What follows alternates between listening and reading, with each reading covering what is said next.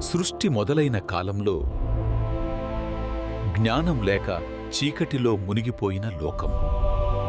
దేవతలు, ఋషులు సత్యాన్ని అన్వేషిస్తూ ఉన్నారు. ఆ పరమసత్యానికి స్వరూపం అవతరించాడు. శివుడే దక్షిణామూర్తిగా. సనకాది ఋషులు ప్రశ్నించారు, బ్రహ్మమేమిటి, జీవుడు ఎవరు, మాయ అంటే ఏమిటి? దక్షిణామూర్తి ఒక్క మాట కూడా పలకలేదు. దక్షిణామూర్తి ఒక్క మాట కూడా మాట్లాడలేదు. కాని ఆయన మౌనం వారి సందేహాలను దూరం చేసింది.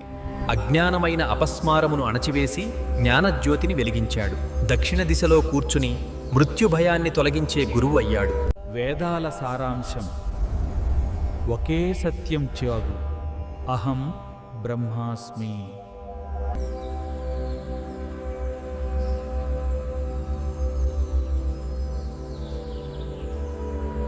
మౌనం మహాబోధ. దక్షిణామూర్తిద ఆదిగురు. అజ్ఞానం తొలగించి ఆత్మజ్ఞానమిచ్చే దివ్యస్వరూపం. ఓం నమో భగవతే దక్షిణామూర్తయే. దక్షిణ దిశలో కూర్చొని